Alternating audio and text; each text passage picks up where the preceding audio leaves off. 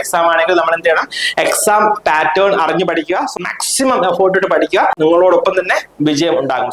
Welcome to എജൂസ് academy. അപ്പോൾ എല്ലാവരും അറിഞ്ഞിട്ടുണ്ടാവും അല്ലെ, നമ്മുടെ JPHN exam junior public health nurse എക്സാമിന്റെ ഡേറ്റ് വന്നു. അതായത് വരുന്ന ഏപ്രിൽ മാസം 26-ാം തീയതി ശനിയാഴ്ച ആയിരിക്കും എക്സാം നടക്കുക. അതിന് കൺഫർമേഷൻ കൊടുക്കാനുള്ള മെസ്സേജ് എല്ലാവർക്കും വന്നിട്ടുണ്ടാവും. ഇൻ കേസ് നിങ്ങൾക്ക് കിട്ടിയിട്ടില്ല എന്നുണ്ടെങ്കിൽ നിങ്ങളുടെ PSCയുടെ പ്രൊഫൈൽ കയറി ചെക്ക് ചെയ്യുക. അതിനകത്ത് കൺഫർമേഷൻ ഫോർ എക്സാം എന്ന് പറഞ്ഞിട്ട് ഓപ്ഷൻ ഉണ്ടാവും. അത് ക്ലിക്ക് ചെയ്ത് നിങ്ങൾ ഓപ്ഷൻസ് കൊടുക്കുക. അപ്പം പലരും പല ഡിപ്പാർട്ട്മെന്റ് DHS, DME അതുകൂടാതെ NCA കാറ്റഗറിയൊക്കെ JPHN വിളിച്ചിരുന്നു. അപ്പം ഇതിനെല്ലാം ഒറ്റ എക്സാം ആയിരിക്കും നടക്കുക.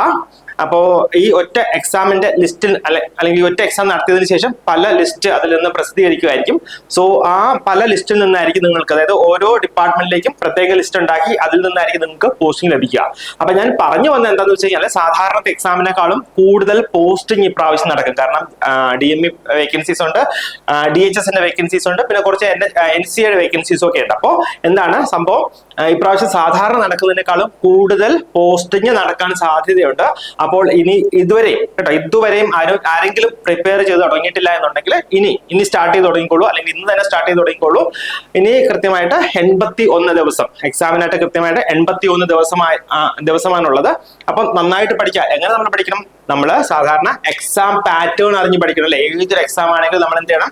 എക്സാം പാറ്റേൺ അറിഞ്ഞ് പഠിക്കുക. സോ ഇതിന്റെ സിലബസ്, ഈ JPHN എക്സാമിന്റെ സിലബസ് വായിക്കുക, പഠിക്കുക. പഴയ ക്വസ്റ്റ്യൻ പേപ്പേഴ്സ് കമ്പയർ ചെയ്ത് പഠിക്കുക. അതായത് നിങ്ങൾ പഴയ ക്വസ്റ്റ്യൻസ് ഒന്ന് കമ്പയർ ചെയ്ത് നോക്കുകയാണെങ്കിൽ, അല്ലെങ്കിൽ പഴയ JPHന്റെ ക്വസ്റ്റ്യൻസ് ഒന്ന് അനലൈസ് ചെയ്ത് നോക്കുകയാണെങ്കിൽ ആദ്യത്തെ എക്സാംസ് കുറച്ചുകൂടെ ഈസി ആയിരുന്നു. പക്ഷെ ഇപ്പൊ അങ്ങനെയല്ല. ഈ 2000 കഴിയുമ്പോഴത്തേക്ക് എക്സാമിന്റെ ടഫ്നെസ് അല്ലെങ്കിൽ എക്സാം കുറച്ചുകൂടെ സ്ട്രിക്റ്റ് ടഫർ ലെവൽ കുറച്ചുകൂടെ കൂടിക്കൊണ്ടിരിക്കുകയാണ്, അല്ലെങ്കിൽ കുറച്ചുകൂടെ എക്സാം ടഫ് ആയിക്കൊണ്ടിരിക്കുക ചെയ്യുന്നത്. അപ്പൊ എന്ത് ചെയ്യുക? വളരെ നന്നായിട്ട് പഠിക്കുക. ഇതുവരെ പ്രിപ്പയർ ചെയ്ത് തുടങ്ങാത്തവര് ഇന്ന് തന്നെ പ്രിപ്പയർ ചെയ്ത് തുടങ്ങുക. ഞങ്ങളുടെ എജൂസ് അക്കാഡമിയിലെ JPHന്റെ പുതിയ ബാച്ച് ആരംഭിക്കുകയാണ്. അപ്പം ആർക്കെങ്കിലും അഡ്മിഷൻ എടുക്കാൻ താല്പര്യമുണ്ടെങ്കിൽ ഞങ്ങളുടെ ഓഫീസുമായിട്ട് കോൺടാക്ട് ചെയ്യുക. നിങ്ങൾ എവിടെ പഠിക്കുന്നു എന്നുള്ളതല്ല, എങ്ങനെ പഠിക്കുന്നു എന്നുള്ളതാണ് മാറ്റർ. അപ്പം വളരെ നന്നായിട്ട് കേട്ടോ, നിങ്ങൾ വളരെ നന്നായിട്ട്, ഞാൻ ഒരിക്കലും പറയില്ല എജൂസ് അക്കാഡമി തന്നെ ജോയിൻ ചെയ്ത് പഠിക്കണമെന്ന് പറയില്ല. നിങ്ങൾക്ക് സ്വന്തമായിട്ട് പഠിക്കാനുള്ള സാഹചര്യമുണ്ട്, അതിനുള്ള സമയമുണ്ടെങ്കിൽ അങ്ങനെ തന്നെ പഠിക്കാം. അതല്ല നിങ്ങൾക്ക് ഏതെങ്കിലും ഒരു അക്കാഡമിയിൽ ജോയിൻ ചെയ്ത് പഠിക്കണം എന്നുണ്ടെങ്കിൽ അതിനെക്കുറിച്ച് നിങ്ങൾ നന്നായിട്ട് അന്വേഷിച്ച് ക്ലാസ്സിന്റെ ക്വാളിറ്റി ഒക്കെ കണ്ടതിന് ശേഷം നിങ്ങൾ ജോയിൻ ചെയ്യുക കേട്ടോ. അപ്പൊ ഞാൻ ടൈം വേസ്റ്റ് ചെയ്യുന്നില്ല. നമുക്ക് വളരെ ഇമ്പോർട്ടന്റ് ആയിട്ടുള്ള, അതായത് പല എക്സാംസിനും ചോദിക്കുന്ന, അല്ലെങ്കിൽ ഈ JPHN എക്സാം പ്രത്യേകിച്ച് JPHN എക്സാമിന് സാധാരണ റിപ്പീറ്റഡ്ലി ക്വസ്റ്റ്യൻ വരുന്ന ഒരു ഏരിയ ആയിട്ടുള്ള NRHM. എന്താണ് NRHM? National rural health mission അല്ലെ. നാഷണൽ റൂറൽ ഹെൽത്ത് മിഷൻ നമ്മൾ സാധാരണ കമ്മ്യൂണിറ്റിയിലാണ് ഈ ടോപ്പിക് കവർ ചെയ്യുക. സോ അങ്ങനെ വളരെ ഇമ്പോർട്ടന്റ് ആയിട്ടുള്ള ഒരു ടോപ്പിക്കിനെ കുറിച്ചുള്ള ഒരു ഡിസ്കഷൻ ആയിരിക്കും ഇത്. ശരിക്കും പ്യൂർലി ഇത് എക്സാം ഓറിയന്റഡ് ആണ്, അല്ലാണ്ട് ഒത്തിരി വാരി വലിച്ച് നമ്മൾ ഡിസ്കസ് ചെയ്യുന്നില്ല. അതിന്റെ ആവശ്യവുമില്ല, അതിനുള്ള സമയവും ഇനിയിപ്പോ ഇല്ല.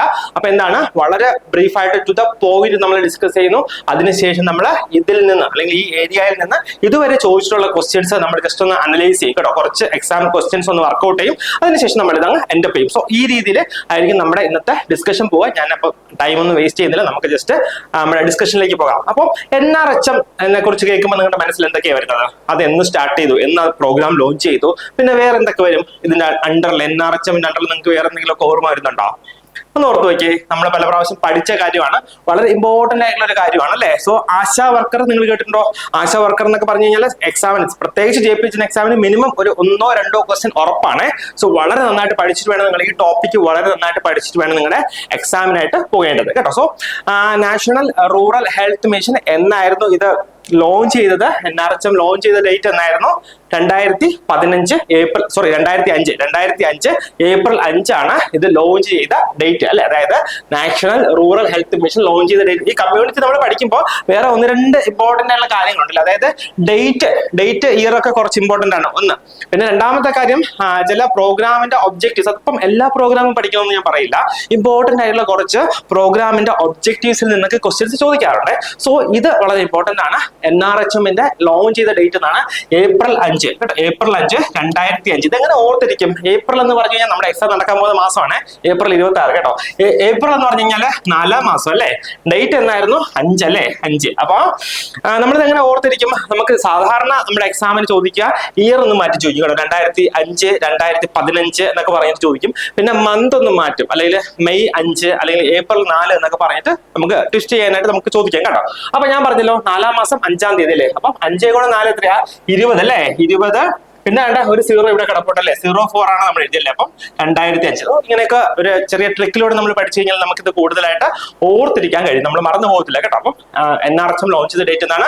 April 5, 2005. Become A part of national health mission in 2013. 2013 ഇത് നാഷണൽ ഹെൽത്ത് മിഷന്റെ പാർട്ട് ആകുന്നത്. കാരണം എന്താണ്? ഇത് ലോഞ്ച് ചെയ്തപ്പം NRHM ലോഞ്ച് ചെയ്തത് 2005 മുതൽ 2012 വരെ എന്ന് പറഞ്ഞിട്ടുള്ള ആ ടൈം പീരീഡിലേക്കായിരുന്നു ഇത് ലോഞ്ച് ചെയ്തത്. അതുകൊണ്ട് തന്നെ 2012 കഴിഞ്ഞപ്പോൾ ഓട്ടോമാറ്റിക്കലി അത് നാഷണൽ ഹെൽത്ത് മിഷന്റെ പാർട്ടായി മാറുകയും ചെയ്തത് എന്നാണ് 2013 കേട്ടോ. 2013. നെക്സ്റ്റ് നമ്മൾ പഠിക്കാനായിട്ട് പോകുന്നത് ഇതിന്റെ കീ ഫീച്ചേഴ്സ് ആണ്. അതായത് എന്തൊക്കെയാണ് ഈ NRHM പ്രോഗ്രാമിന്റെ ഇമ്പോർട്ടന്റ് ആയിട്ട് വരിക എന്നുള്ളതാണ്. സോ ഫസ്റ്റ് വരിക 3 tier health care system improvement. അതായത് ഇവിടെ ഒരു ഹെൽത്ത് കെയർ സിസ്റ്റം, നമ്മുടെ ഹെൽത്ത് കെയർ സിസ്റ്റത്തിന്റെ ഇംപ്രൂവ്മെന്റ് വേണം നമുക്ക്, അല്ലെങ്കിൽ നമ്മുടെ ഹെൽത്ത് കെയർ സിസ്റ്റം ഇംപ്രൂവ് ആകണം. അത് എങ്ങനെ ഇംപ്രൂവ് ആകുന്നു? Through the implementation of A 3 tyre system. ഒരു 3 ടയർ സിസ്റ്റം വഴി ആയിരിക്കണം നമ്മുടെ ഹെൽത്ത് കെയർ സിസ്റ്റം ഇംപ്രൂവ് ചെയ്യാനുള്ളത്. വളരെ ഇമ്പോർട്ടന്റ് ആണ് ഈ 3 കാര്യങ്ങൾ. ഏതൊക്കെയാണ്?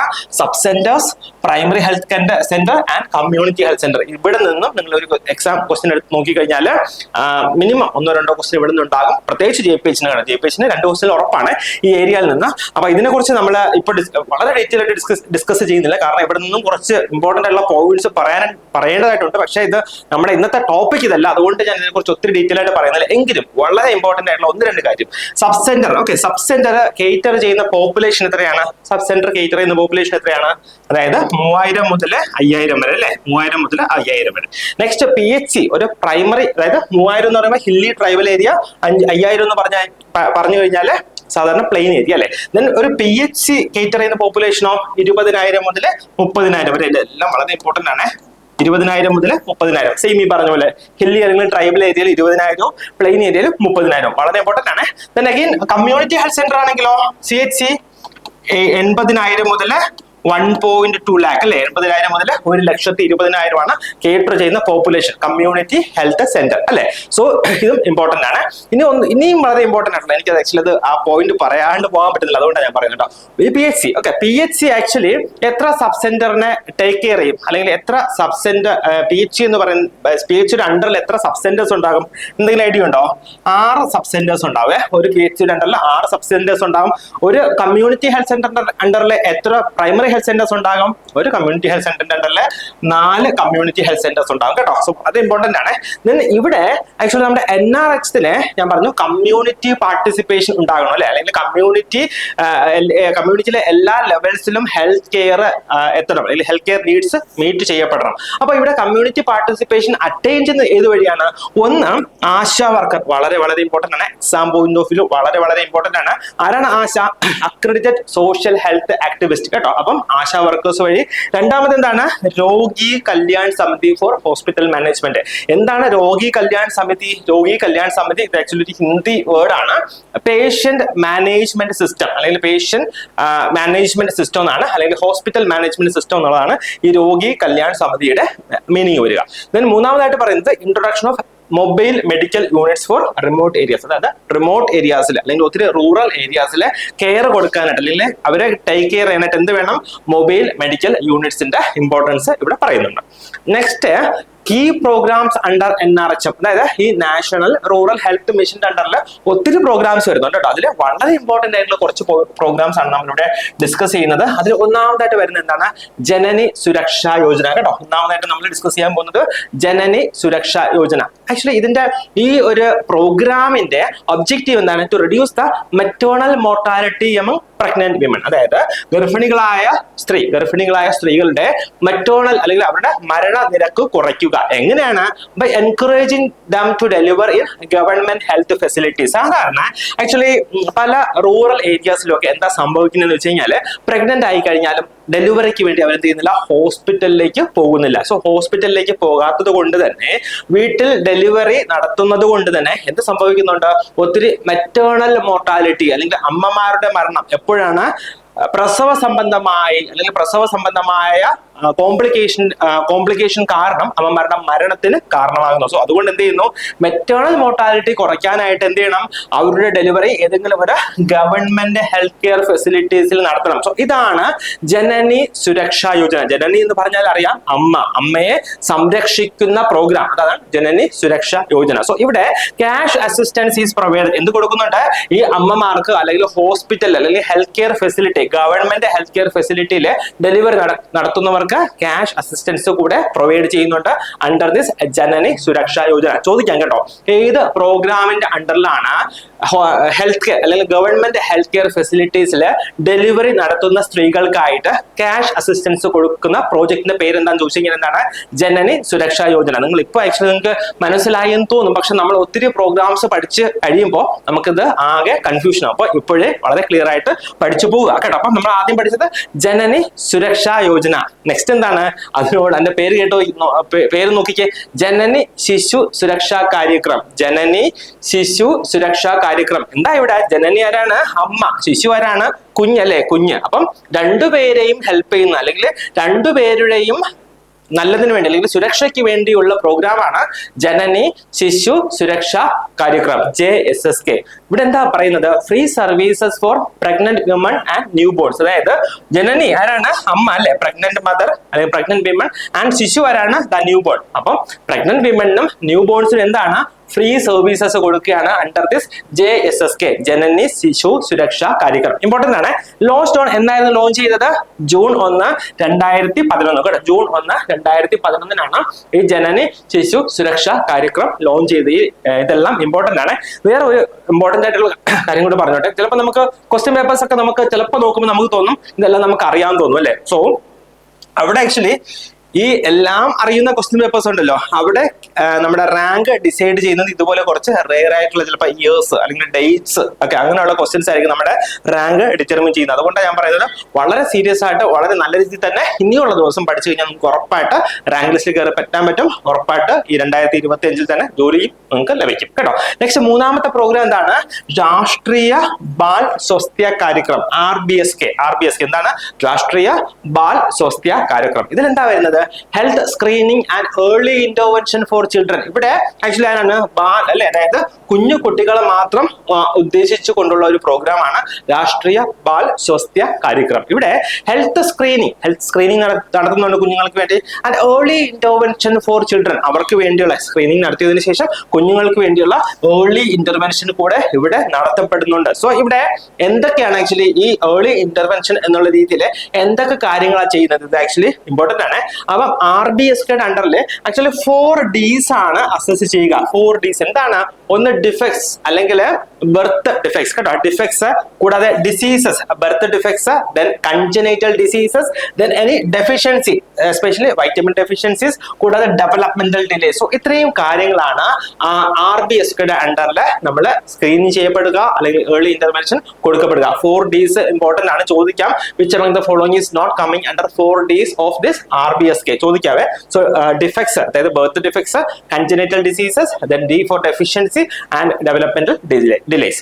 കൂടാതെ നാലാമതായിട്ട് വരുന്നതാണ് നാഷണൽ ആംബുലൻസ് സർവീസസ്. നമുക്ക് വളരെ സുപരിചിതമാണല്ലേ നമ്മുടെ 108 എന്നൊക്കെ പറയുന്നത്. സോ ഈ നാഷണൽ ആംബുലൻസ് സർവീസസും ഈ NRHMന്റെ അണ്ടറിൽ വരുന്നതാണ്. സോ ഇതിന് 108 മാത്രമല്ല, ഒരു 102 കൂടെ ഉണ്ട്. 102 എന്തിനുള്ളതാ, പ്രത്യേകിച്ച് 102 അറിയോ, അതായത് പ്രത്യേകിച്ച് പ്രഗ്നന്റ് ആയിട്ടുള്ള മദേഴ്സിനും അല്ലെങ്കിൽ കുഞ്ഞുങ്ങളെയൊക്കെ ടേക്ക് കെയർ ചെയ്യാൻ, അവരെ ഹോസ്പിറ്റലിൽ കൊണ്ടുപോകാൻ, ഹോസ്പിറ്റലിൽ നിന്ന് റെഫർ ചെയ്ത് അവർ വേറെ ഒരു ഹെൽത്ത് ഫെസിലിറ്റിയിൽ കൊണ്ടുപോകണമെങ്കിൽ അതിന് ആ റെഫറൽ സർവീസിന് തിരിച്ച് ഈ സർവീസ് എല്ലാം കൊടുത്തതിന് ശേഷം അവരെ തിരിച്ച് വീട്ടിലേക്ക് കൊണ്ടുവരാൻ ആയിട്ട് എക്സ്ക്ലൂസീവ് ഇല്ല, അതിനു വേണ്ടി ഉള്ള ഒരു സർവീസ് ആണ് ഈ 102 എന്ന് പറയുന്നത് കേട്ടോ. ഇനി നമ്മൾ പറയാൻ പോകുന്നത് വളരെ ഇമ്പോർട്ടന്റ് ആയിട്ടുള്ള, അതായത് ഈ NRHMന്റെ അണ്ടറിൽ വരുന്ന വളരെ ഇമ്പോർട്ടന്റ് ആയിട്ടുള്ള ഒരു കാര്യമാണ് ആശാ വർക്കർ അല്ലെ. എന്താ ആശാ വർക്കർ അല്ലെങ്കിൽ ആശയുടെ ഫുൾ ഫോം എന്താണ്? അക്രഡിറ്റഡ് സോഷ്യൽ ഹെൽത്ത് ആക്ടിവിസ്റ്റ് അല്ലെ, accredited social health activist. So ഈ ആശാ വർക്കർ ഇവരെ ഇൻട്രൊഡ്യൂസ് ചെയ്ത് എന്നായിരുന്നു? ഇൻ 2005 അല്ലെ, 2005 under NRHM, national rural health mission. Then ഇവിടെ ആശാ വർക്കർ എന്ന് പറയുന്നത് ആരാണ്? Female community health activist selected from and serving within their own villages. അതായത് ഇവരെ ഒരു വില്ലേജിൽ നിന്ന് അല്ലെങ്കിൽ അവരുടെ സ്വന്തം വില്ലേജിൽ നിന്ന് സെലക്ട് ചെയ്തതിനു ശേഷം എന്ത് ചെയ്യുന്നു?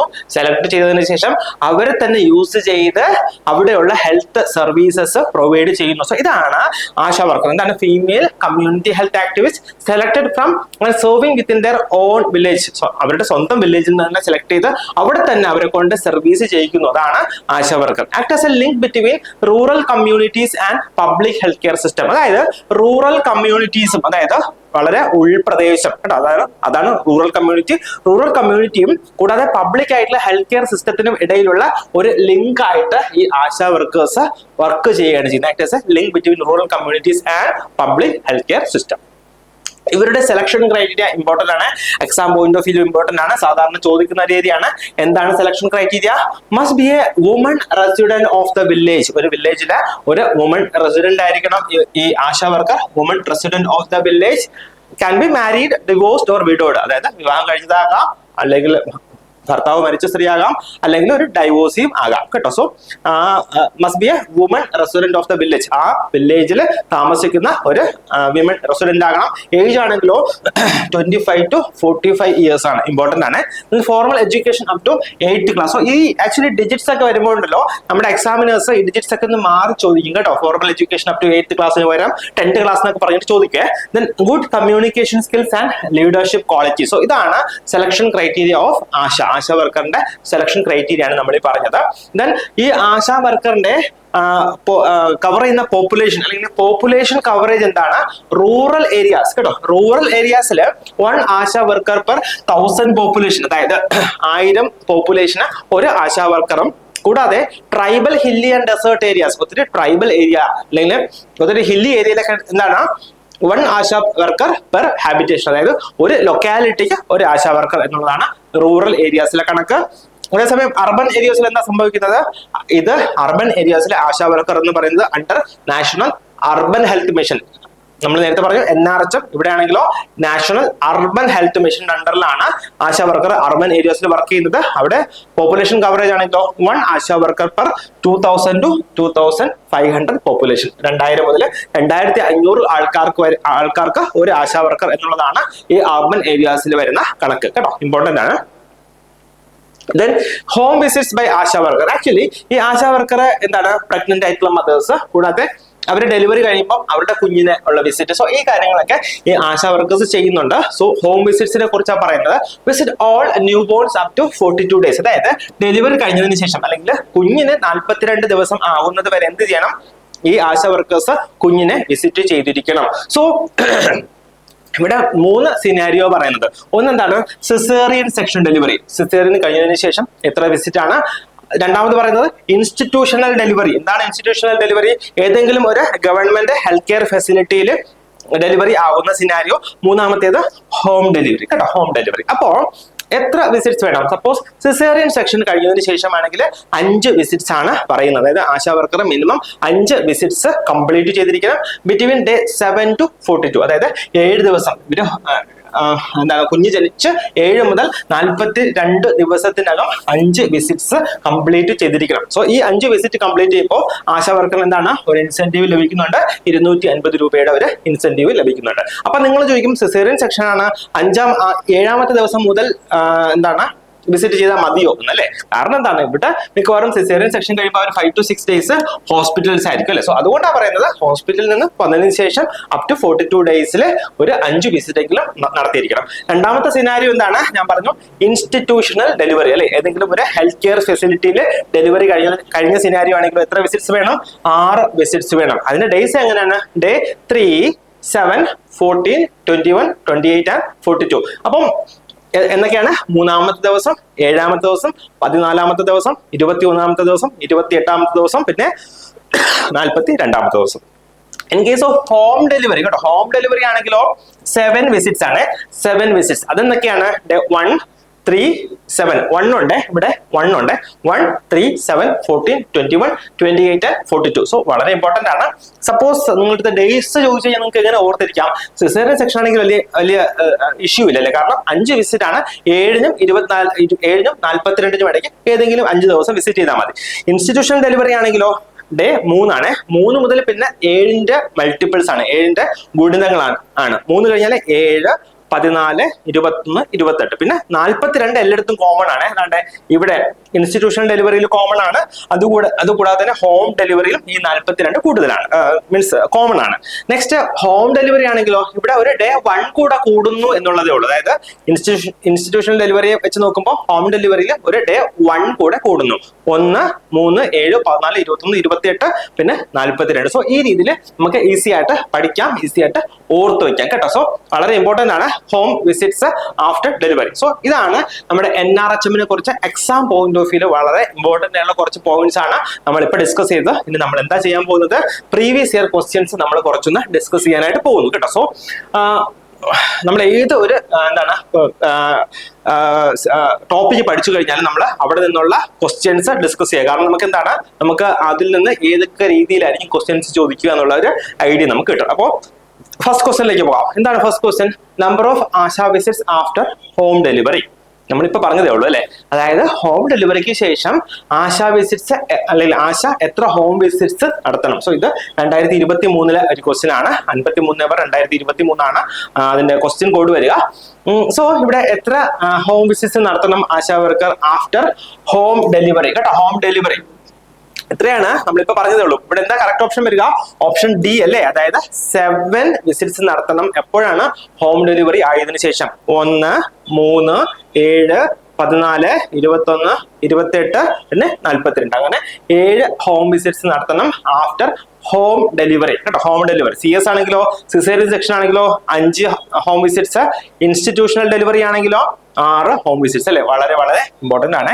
നെക്സ്റ്റ്, ദ ജനറൽ നോം of selection of 1 ASHA for the population of. അതായത് ആശാ വർക്കർ സെലക്ട് ചെയ്യേണ്ടത് എത്ര പോപ്പുലേഷൻ ആണ്? ഒരു ആശാ വർക്കർ ഫോർ 1000 പോപ്പുലേഷൻ അല്ലെ. ഇമ്പോർട്ടന്റ് ആണ്. ഇവിടെ നമുക്ക് ഒരു കാര്യം കൂടെ റിലേറ്റ് ചെയ്ത് പഠിക്കാം കേട്ടോ. നമ്മളിങ്ങനെ ആക്ച്വലി റിലേറ്റ് ചെയ്ത് പഠിച്ചു കഴിഞ്ഞാൽ നമുക്ക് ഓർത്തിരിക്കാനുള്ള ടെൻഡൻസി കൂടുതലാണ്.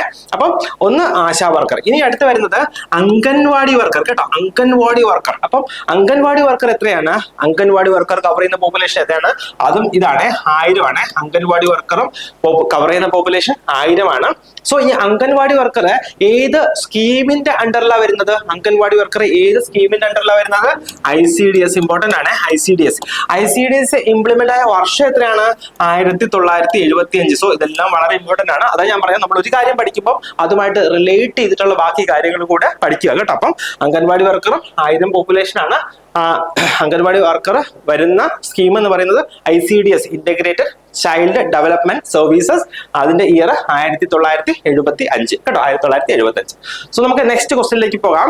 National health policy. ഇത് 53/2023 ആണ് ഇതിന്റെ ക്വസ്റ്റ്യൻ കോഡ് വരുന്നത്. നാഷണൽ ഹെൽത്ത് പോളിസി ഏത് കെയറിനെ ബേസ് ചെയ്തിട്ടാണ് വരുന്നതാണ് question. National health policy is based on option A primary health care, option B tertiary health care, option C child care, option D mother care. ഏതാണ് national health policy? Primary health കെയറിനെ base ചെയ്തിട്ടാണ് വരിക അല്ലെ. National health policy വരുന്നത് primary health care ആണ്. ഈ primary health കെയറും വേറൊരു വളരെ ഇമ്പോർട്ടന്റ് ആയിട്ടുള്ള ഒരു ടോപ്പിക്കാണ് primary health care. Then Asha accredited social health activist is recruited under ഏത് പ്രോഗ്രാമിന്റെ അണ്ടറിലാണ് വരുന്നത്? ഇത് ക്വസ്റ്റ്യൻ കോഡ് വരുന്നത് 047/2020 ആണ്. സോ ഇവിടെ വരുന്നത് option A NRHM, option B national urban health mission, option C ICDS, option D village health system. അപ്പൊ ഏത് പ്രോഗ്രാമിന്റെ അണ്ടറിലാണ് ആശ വരുന്നത്? യെസ്, ആർക്കും അറിയാലോ, നമ്മളിപ്പോ അങ്ങോട്ട് ഡിസ്കസ് ചെയ്ത് കഴിഞ്ഞതേ ഉള്ളൂ. എന്തായിരുന്നു? NRHM, നാഷണൽ റൂറൽ ഹെൽത്ത് മിഷന്റെ അണ്ടറിലാണ് ആര് വരുന്നത്? ആശാ വർക്കർ വരുന്നത്. സോ നെക്സ്റ്റ് ക്വസ്റ്റ്യൻ നോക്കാം. Yes. Which of the following is not a criteria for the selection of ASHA വർക്കറിന്റെ സെലക്ഷൻ ക്രൈറ്റീരിയ അല്ലാത്തത് കേട്ടോ. ഇപ്പം ഇങ്ങനെയുള്ള ക്വസ്റ്റ്യൻസ് ചോദിക്കുക, വിച്ച് നോട്ട് എ ക്രൈറ്റീരിയ അല്ലെങ്കിൽ ഇൻക്ലൂഡ് ഓൾ എക്സെപ്റ്റ്, കൂടാതെ സ്റ്റേറ്റ്മെന്റ് ടൈപ്പ് ക്വസ്റ്റ്യൻസ് ഒക്കെ ഇപ്പൊ റീസെന്റ് ട്രെൻഡിൽ വരുന്നതാണ്. സോ ഇവിടെ എന്താണ് not a criteria for ASHA എന്താണ്? ഇവിടെ ക്വസ്റ്റ്യൻ കാറ്റഗറി നമ്പർ വരുന്നത് 106/2021 ആണ്. So option A age group above 50 years, B being a woman volunteer, option C minimum education of 8th class, option D she would be a resident of the village. അപ്പം ഈ ബിയും സിയും ഡിയും ഒക്കെ എന്താണ് correct ആയിട്ട് വരുന്നില്ലേ? ആശാ വർക്കറിന്റെ സെലക്ഷൻ കാറ്റഗറിയാണ് ഈ പറഞ്ഞ 3 കാര്യങ്ങൾ. അപ്പൊ ഇതിൽ വരാത്ത ഏതാണ്? ഓപ്ഷൻ എ, അതായത് ഏജ് ഗ്രൂപ്പ് above 50. ഇവിടെ എന്താണ് ഏജ് ഗ്രൂപ്പ് വരുന്നത്? 25 to 45 years അല്ലെ? സോ ഇതാണ് ഏജ് ഗ്രൂപ്പ് വരുന്നത്. ഇമ്പോർട്ടന്റ് ആണ്. സോ ഇങ്ങനെയുള്ള ക്വസ്റ്റ്യൻസ് ഒക്കെ ചോദിക്കും. ട്വിസ്റ്റിംഗ് ആയിട്ട് നമ്മുടെ എക്സാമിന് ക്വസ്റ്റ്യൻസ് ചോദിക്കും. വളരെ ഇമ്പോർട്ടന്റ് ആണ്. നന്നായിട്ട് പഠിക്കുക കേട്ടോ. വളരെ നന്നായിട്ട് പഠിക്കാം. Next JSSK. എന്താണ് JSSK? ജനനി ശിശു സുരക്ഷാ കാര്യക്രം അല്ലെ? Was launched in India on എന്നാണ് ക്വസ്റ്റ്യൻ കോഡ് വരുന്നത്. 106/2021 ആണ്. എന്നാണ് ജനനി ശിശു സുരക്ഷാ കാര്യക്രം ലോഞ്ച് ചെയ്തത് ഇന്ത്യയില് എന്നായിരുന്നു നമ്മൾ പറഞ്ഞു അല്ലെ? അതായത് ജൂൺ മാസം 2011, ജൂൺ 2011 ജനനി ശിശു സുരക്ഷാ കാര്യക്രം ഇന്ത്യയിൽ ലോഞ്ച് ആയത്. സോ വളരെ ഇമ്പോർട്ടന്റ് ആയിട്ട് ഒരു ടോപ്പിക്കാണ് നമ്മൾ ഇന്ന് ഡിസ്കസ് ചെയ്തത്. NRHM, അതുകൂടാതെ അതിന്റെ അണ്ടറിൽ വരുന്ന പ്രോഗ്രാംസ്, സ്കീംസ്, അതിന്റെ കീ ഫീച്ചേഴ്സ്, കൂടാതെ ആശാ വർക്കർ വളരെ ഇമ്പോർട്ടന്റ് ആണ്. നിങ്ങൾ ഏത് ഒരു ക്വസ്റ്റ്യൻ പേപ്പർ എടുത്ത് നോക്കിക്കഴിഞ്ഞാലും ഇവിടെ നിന്ന് മിനിമം ഒരു ക്വസ്റ്റ്യൻ ഉണ്ടാകും. അപ്പൊ ഞാൻ പറയാൻ ഉദ്ദേശിച്ചത് വളരെ നന്നായിട്ട് പഠിക്കുക കേട്ടോ. ഞാൻ ഈ പറഞ്ഞ പോലെ ഇനി വെറും 81 ദിവസം മാത്രമേ ഉള്ളൂ നമ്മുടെ JPG എക്സാമിനായിട്ട്. വളരെ നന്നായിട്ട് കേട്ടോ. നിങ്ങളെ കൊണ്ട് പറ്റുന്നതിന്റെ മാക്സിമം എഫോർട്ട് ഇട്ട് പഠിക്കുക. നന്നായിട്ട് പഠിച്ചിട്ടുണ്ടെങ്കിൽ എന്താണ് നിങ്ങളോടൊപ്പം തന്നെ വിജയം ഉണ്ടാകും. So bye and take care.